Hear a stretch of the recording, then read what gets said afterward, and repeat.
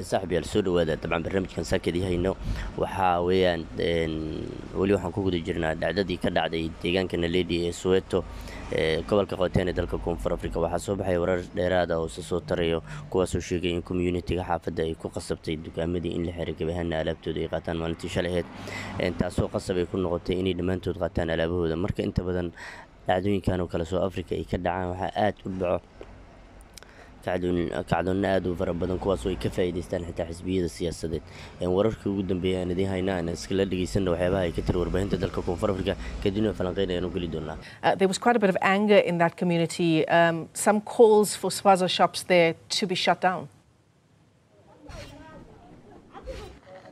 Yes, Michelle, and that anger is still just in the air here. You can already feel the tensions in the community. But I want to show you and draw your attention to this home where we are. There's already security that's guarding a container where the tuck shop usually would work from. We understand that the owner of that tuck shop has currently locked himself inside that tuck shop. This is mainly because he's concerned, obviously scared for his life, mainly because of what's happening. soo sheegay community-ga inay aad u ilaaliyeen hantida dadka ajaanibta oo ay sheegeen inaan hantidooda la qaadan isla markaana just alaabtooda ay baakareystaan oo ay habeystaan oo ay qaataan ayagoo dadka guriga iskale oo laga kariisnaa u sheegay in alaabtooda dadkan la badbaadiyo sida ugu dhaqsiyaha badan ay u qaataan kadib dhacdadii dhacday isbuucani inta badan ajaanibta ayaa alaabta ay kadaan waxay u badan yihiin ay sheegeen counterfeit isla markaana aanan ahayn alaab sax ah iyo alaab fiican alaab dhacsanayayna inta badan kadaan waa inayna naga tagaan ay leeyihiin dadkani inta badan wada hadlay. To leave. So I want to bring in the community member now, which is Betha Zwane, to speak to us. Mama, if you can just explain, just perhaps explain to us the community very angry but very clear as well and saying the tuck shops must close. How many tuck shops do you have? Approximately we have about 15 to close today. But to date already 3 have packed already. And we don't know about the others. We are now on the 4th one. The 2 packed already last night.